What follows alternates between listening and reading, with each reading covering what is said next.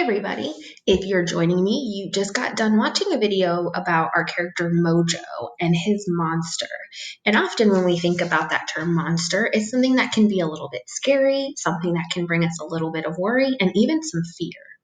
But in this video, we're learning that often we have a monster that comes out when we're feeling maybe scared, frustrated, anxious, worried, even angry.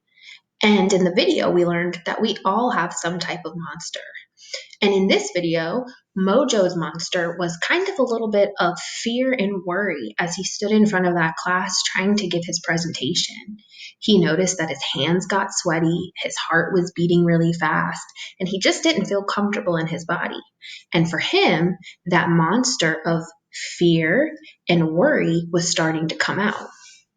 And each of us, if we really listened in the video, does have their own monster. And that's okay. Some of us have a monster that comes out when we're angry. Some of us may have a monster that comes out when we're scared or worried or even anxious. So Miss Dyer's monster often comes from when she's feeling anxious. And like Mojo, I can feel in my body that maybe my hands are getting sweaty. My stomach really doesn't feel all that well when I'm feeling anxious.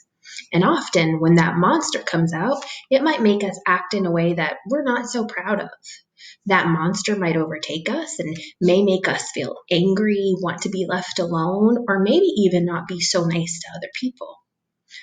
Learning to deal with that monster is what this week's video is all about. And if you just watched, there was a really cool breathing exercise that our character Mojo was able to do to help calm that monster inside of him.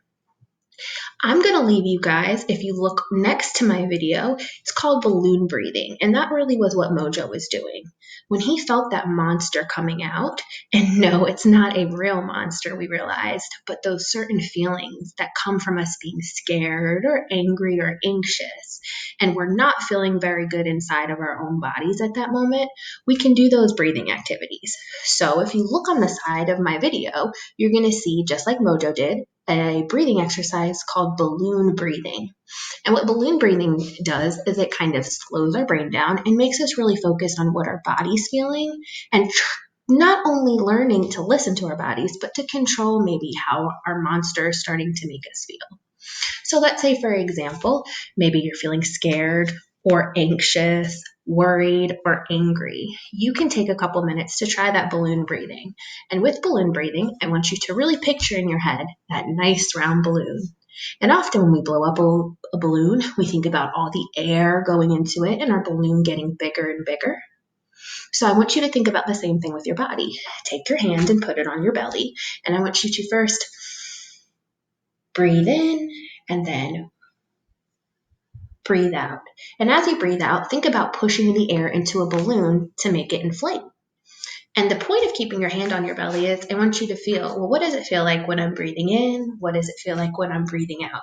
Focus on how your body feels and start to learn to use that breathing exercise to maybe calm down your breathing and calm down your mind. The slower you breathe in and the slower you breathe out, the better that breathing exercise will probably work for you. So what I want you to do is, after you watch this video and you read a little bit about balloon breathing, you can go to the next slide. And it asks you to think about, well, when does your monster come out? Is it when you're scared? Is it when you're worried, when you're anxious, when you're angry?